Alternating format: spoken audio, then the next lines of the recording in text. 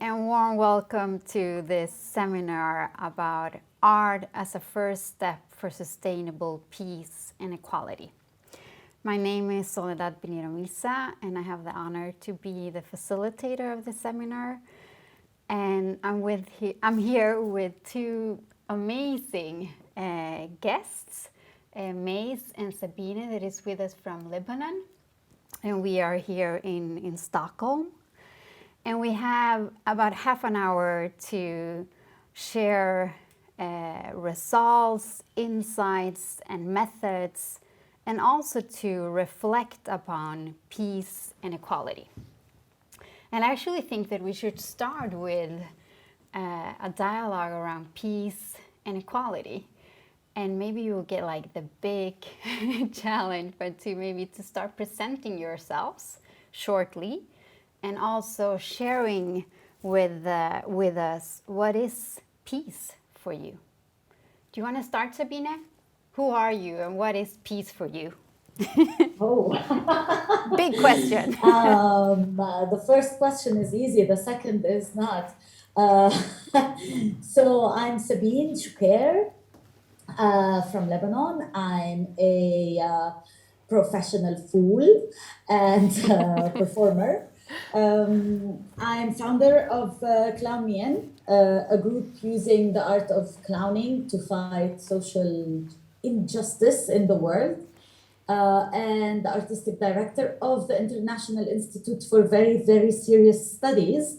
That's a performing training program in Beirut, and I'm part of Clowns Without Borders. And that's it. What is peace for me? It's really a big question, and so peace is something that we haven't experienced in the world, I think, or specifically in the Arab world for the past decades. And it's one of the main things that that I feel is important in the world and is important for our well-being. And it's a place where we can live with no wars. It's a place where we can have our rights. It's a place where we can be more empathetic to each other and to ourselves. And it's something that we work for. That's where what all of our work is around peace. And peace is loving and is helping, and it's equality and it's justice. And it's something we don't really have right now. That's a very positive way to start the webinar. It's an honest way to start a webinar, this webinar. But also, before I go over to you, Mace, just a question to you, Sabine. Do you experience peace like within yourself? Does it happen to you that you feel like, oh, now I'm actually in a peaceful state? Well, I think I'm in the lucky.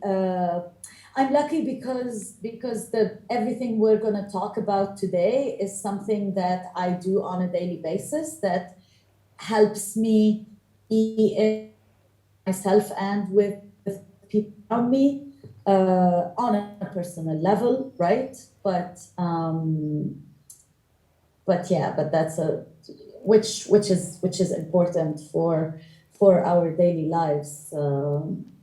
Yeah. But yeah, I mean, it's funny because we're talking about peace when Palestine is going through the most difficult time. I mean, it's always in a difficult position, but like the occupation, the war in Palestine happening right now, the political situation in Syria, and the whatever is happening in Lebanon now, like everything around me says there's no peace. So yes, there's peace within, but everything around me says there's no peace, and it's very conflicting to answer this question right now. Yeah, I totally understand. And we will come back to it and also to the methods that you will share. Now over to you, Mace, if you introduce yourself and what is peace for you? I like those two questions. Well, yeah, my name is Mace, and I'm currently responsible for Clowns That Borders Sweden's international programs and projects.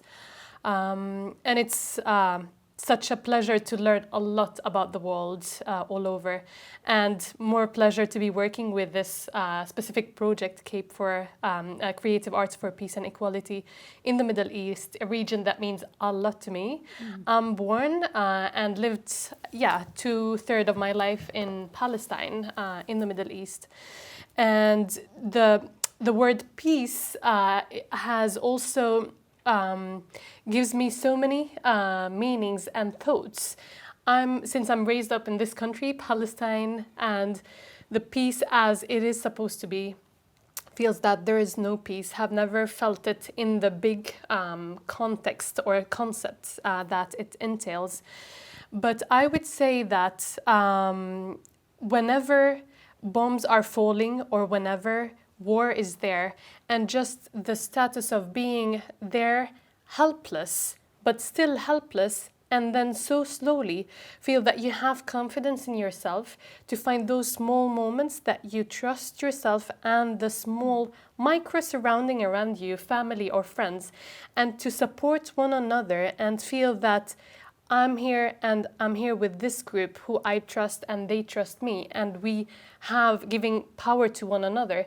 This status by itself gives an inner peace that means a lot, and gives even the power for me not to stand paralyzed, but to think, okay, I'm aware where I am now, what the situation around me, and I want to do something. And to have this status by itself, this inner moment or peace, confidence in the self is for me, an inner peace that is so important. And I see it as a first step to contribute to a bigger and macro change that leads so slowly to a more just and equal and peaceful society. And now you both mention it. Of course, while you're describing peace, equality seems to be play a key role in it. And in this project that you've been working with and you're continue to develop, it's about art as a first step to increase peace and equality. How does peace and equality interact, and how does this project facilitate more peace and equality? Yes, very interesting question. I think the exercises in this program and this project, they build on the fact that, first of all, we lack trust and confidence in ourselves or the participants. So basically, the first step is to create this confidence, get back the confidence in the self, but also in the group, to create something common that the participants would say, oh, I thought I was alone in this, but then I see this as a collective thing because my partner or my colleague in this group is also having or experiencing the same thing. So the first step is to create this collective feeling, and then so slowly to start reflecting on that and reflecting on my status and my perspective on things, and what do I want instead if I'm having some kind of problems or that I was exposed to violence, for example, or so. And then to reflect on that together with my colleagues to know that this is not okay, and then to strengthen afterwards one another to be able to concretely to say stop and to put an end to this. And there are so many things, cultural also things, of course, that it's okay to be harassed or having some kind of I'm a woman, it's okay, my parents first have the power on me, and then it's my husband or my sons or etc. But then getting the power from one another to understand that this is not acceptable, and then to have the group members in this network who are supporting you, then you can take a second step and say clearly stop and put it in. And it's quite interesting also because there were so many women. Like, I can give a concrete example. Yes, A woman who was 55 years old and apparently have been in a very destructive relationship, a marriage that lasted for 35 years old, for 35 years, and she was harassed and violated by her husband, but then so slowly also her sons were telling her that she's not supposed to behave in this way, and her parents were also, and the society around her were telling her, you're not getting any divorce, you will just we will be so ashamed. And after being part of this group, she took the energy and she took concrete steps that she applied to get divorced, and all the women in that group supported her and celebrated her. And the project has ended, or the group has ended there. They're not doing any sessions with us anymore, but they are still meeting. They are still continuing to support one another.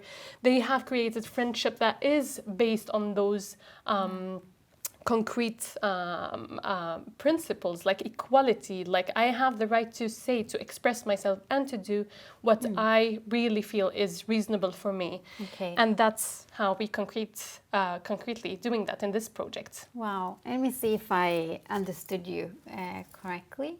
It's like the project works with doing like training or capacity building for women that are trained in Clown Without Borders methodology, and we're going to go into those methods together with Sabine a bit more.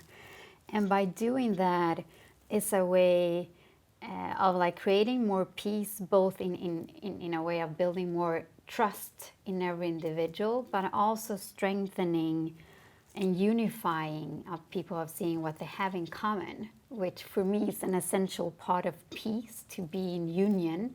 Because I think that the reason why we don't have peace is that we separate and we judge, but still, like in being in that union to enable equality, also we need to be able to put clear boundaries and to be empowered to act in a way that we actually act equal and don't allow oppression.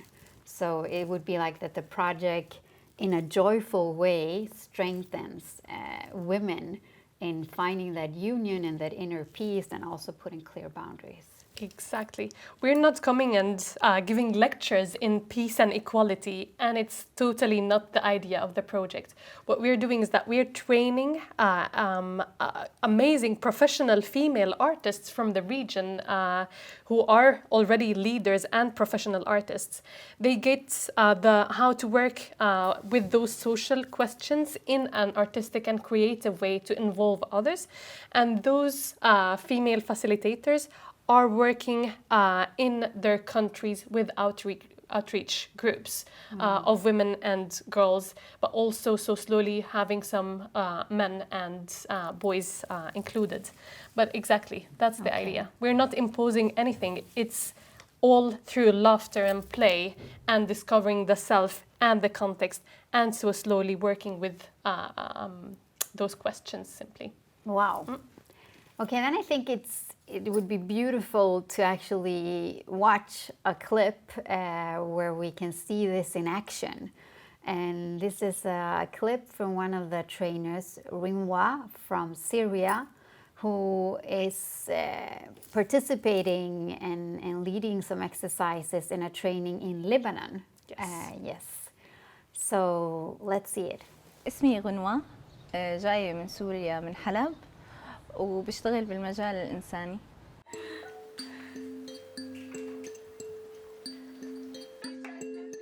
العالم لسه طالعة ولسه عم تطلع، يعني القصص ما منتهية عنا لحتى نقول العالم ارتاحت وبلشت تستشفي من القصص اللي صارت، لا، نحن لساتنا جوا الحرب.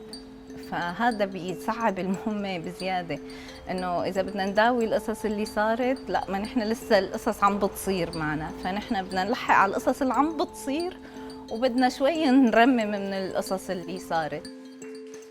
نحن كتير عالم مسالمين يعني، وصار اللي صار، فنحن بحاجة لمكان مساحة آمنة نعبر فيه عن هذا الشيء اللي نحن ما رضيانين فيه ولا بدنا إياه ولا بنحبه. الفنون هي رح تفتح لها مثل المنصة لحتى تمارس هاي الأشياء اللي هي يمكن الحياة قسيت عليهم شوي لحتى ما قدروا يمارسوه مثل ما كانوا يمارسوه من قبل. So beautiful to see this concrete example, and also the challenge like Rinwa was highlighting, of trying to heal and create peace but still being in the middle of a conflict.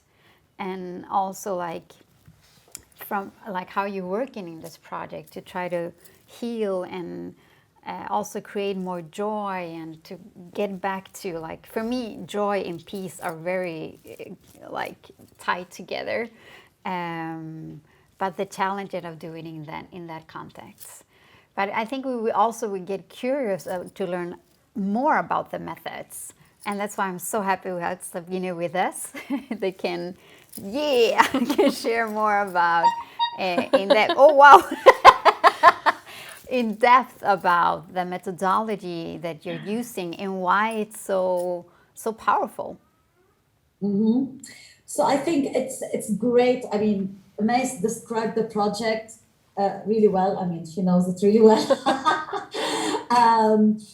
But the most important thing about the methodology is that it's all built on listen. So, and on just, we believe that women are so powerful, and what we do is we just give them the space to show their power, to share their power, and to listen to each other.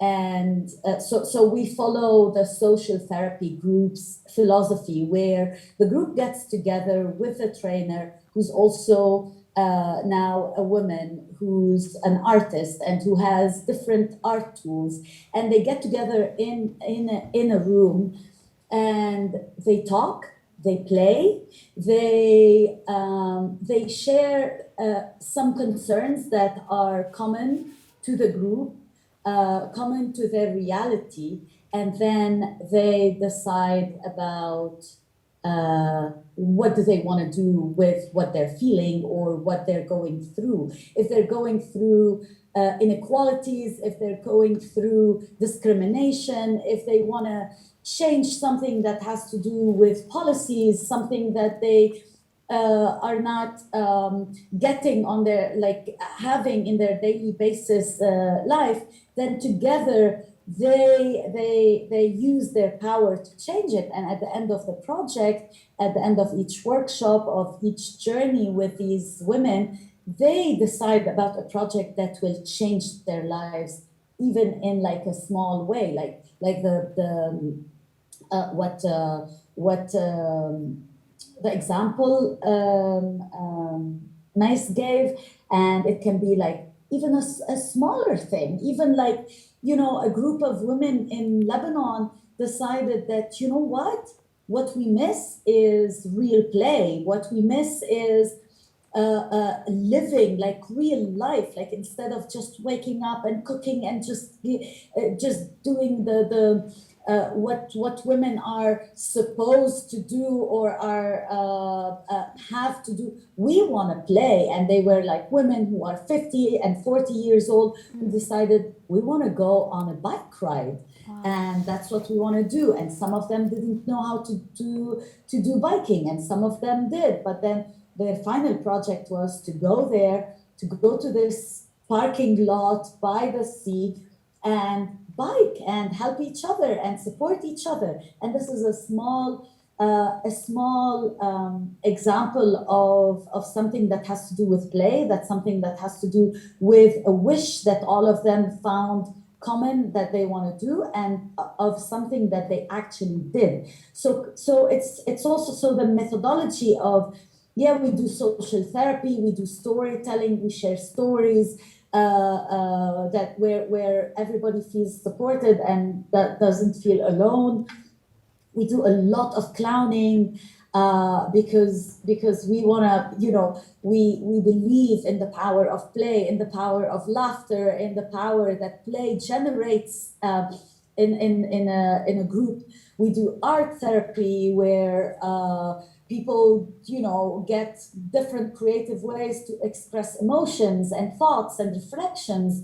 So they work with paper, they work with clay, they work with music, with instruments, with different materials. So Wow.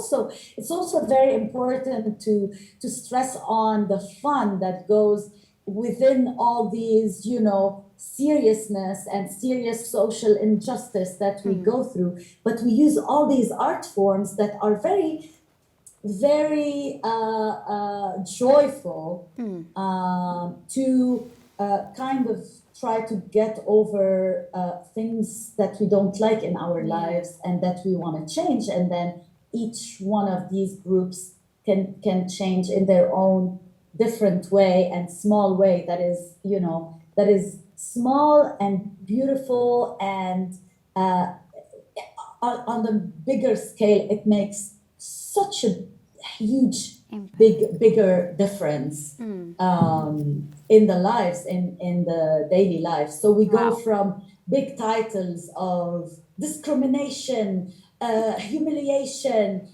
violation of rights, and like no legal resources, intimidation of women, to like small projects that make a difference. Wow. And are meaningful. Wow, thank you. And I just also need to comment that we're looking at a different, it's like this digital era. We have you here in this screen and we have you there, and we're trying to have eye contact with the watchers that we don't see. So if you see us like this is, but the most important thing, and also like where you started, is that we actually listen to each other. And the importance of like hearing what we are saying. And I just have some questions, because you mentioned a lot, of course, it seems like a central part of the methods that you're using are linked to joy, laughter, play, and also creating. And at least for me, they're like also essentials part of peace. Like only when I'm come back to, like we all have this place of joy, then we're not like always in this fight and flight mode, or like so stressed and reacting to things. And also that we all need to be reminded that regardless of circumstances, we have the power to create new things and to do it together. And I guess that's why the methods of using like art, but that would be kind of my follow question. It's like, why would you say that art is a first step to peace? How would you put it? I think it's simple, to be honest. Wow, good. I think, like with those moments, the recurrent meetings with the groups of women and girls, every time they come to this meeting or session, we are creating a safe space that they lack in their daily life.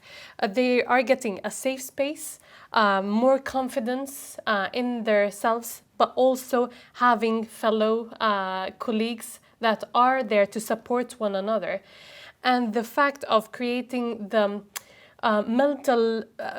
improved mental health or psychosocial health, those are the base. Those are the base and the first step to be able to have a better perspective, and knowing that you can and you have the power, and we are here to support one another, and let's do it together. So this is the first step to get into action. And without those inputs, you are not going to be able to move forward and to achieve and to thrive towards other things, simply. So that's... And I want to add also to this that art is so important because it gives us on a personal level a lot of freedom. We become free with our bodies, we become free with our voice, we become free with things we want to touch, things we want to do. So that's the importance of art. It's an amazing tool of expression that not only works on like it works on everything, on mental health, on body, on movement, on voice, on anything, everything that we can use to express whatever we want to say and whatever we want to do. So that's why it's a great tool for change, and it's something so empowering, and it's life-changing. Art, Wow. huh? Art. Yeah. Yeah, wow. And since it is life changing, I think we all can feel like that we need to more art and participate more in this. But we also know we know that the need of this kind of projects or activities is huge in the world at large, but in the Middle East where you're working. So, and I'm like, is this? And we're like, what's happening right now? And how do you see, like, where are you moving forward? Where is the future of these activities? Yeah, I need to mention here is that we started in 2019 with training a group of 10 artists, female artists from the 4 countries, Palestine, Lebanon, Jordan, and Syria. And those are a network that is cross countries with all the borders that are existing. Those 10 leading women are still in contact from 2019 until today. They are having a daily conversations on WhatsApp, supporting one another, giving suggestions, coming with initiatives, and so on. So this is really important. And then from 2019 until today, we have a total of 41 facilitators that have joined, artists and facilitators from those 4 countries. So this core network is so slowly growing, using arts, creative arts as a method to empower women and girls and others to feel that they can be active agents and so on.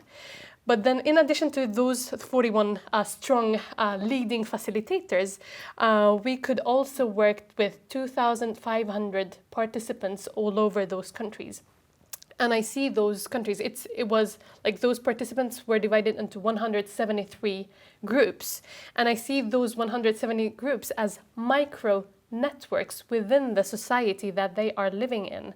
And so slowly we're seeing, like, from 2019 until today, the journey that we did, we are growing and having leaders from the region who are inspiring other women and girls and leading this process. And we hopefully can make this network even stronger, having new artists also joining and making this as a movement in the region with those so many agents that are involved, the facilitators themselves and the outreach groups and the results they reach. And then they are also working, learning some exercises, going back home, implementing them with their family and friends and like friends in school. So it's going on the grassroots level and so slowly expanding. But it is doing it right now. It is because it sounds when you're describing it's like it started like a project, but then of course since it's art, it took like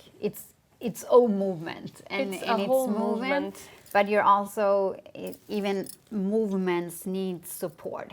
Exactly. And how. In Clowns Without Borders Sweden, we took a decision that we want to make this project, to transform it from a yearly project into a program that is up and running in those countries that we try to always make sure that exists. We are so happy that we have the Folke Bernadotte Academy who is supporting the project, and we will continue working on that. And I would love also to mention probably here that this year, we are also having Gaza joining, because before we were working with Palestine only from like the West Bank, but now we are also having a group that is joining from Gaza, new leaders who are joining this movement. And hopefully the coming years, we're looking into possibilities to see if we can also implement this in Yemen and Iraq. Wow. So, okay. Yeah. Wow. So the movement it's on. And I know it's not always easy to answer this kind of questions, but I would love to hear from you, Sabine, if you were, which you are, but if you had extra superpowers as a magician, and could like, you know, when you see this movement happening and can visualize, you're like, what is going to happen like in 2030? How will this, has this movement, all this old dance, what has flowered from it? What do you see? So first, I would like to know what will happen tomorrow before thinking about 2030. Sadly enough, we're not made in the Arab world to think that far ahead. We're like, what's going to happen tomorrow? Am I going to be alive? Okay, then let's see what I will do. But no, my wishful thinking, of course, is to build on what Mace is saying. Of course, the best thing to do in life is to have something that we feel is making a change, but to have it for longer and longer, so we can expand and we can get better and we can, take what's working and do more of it, and of course have more men and boys involved in the process, because equality does not come from only from women. It has to be from everybody. Everyone has to be involved, so we can have more equality. We can have more peace in the world, and then also, bigger network, more people who are empowered, and I don't like really this word, but more people who are listening better to each other, playing with each other, laughing with each other, and expanding these and accepting each other's as well, which is also part of the definitely. Yeah. Wow. Okay, I really look, it's like you're saying, it's something that you're actually creating now. And just for me, like talking to you, also reading about the project, which I really recommend all the viewers to do, to visit the report. I don't always like reading long text, and so this report was perfect for me because it was linked with YouTube clips. So it made the whole project more alive. Since there is a movement and it's a creative movement, it also the report has that infusion, which is amazing. But I think both of you really have shown how you actually are creating peace and equality, even if it's a struggle sometimes, but you're like always coming back to that joy and that playfulness and creation and that collaboration, because it's amazing also to see how you've been collaborating and strengthening each other even in these challenging times. So for me, as a facilitator for this talk, I feel like really happy and hopeful. So thank you so much, both of you, and I hope your viewers have had some laughters and smile, and that you read the report and follow the project. So thank you. Thank you. Thank you. Thank you. I want to hug you. It's like hard.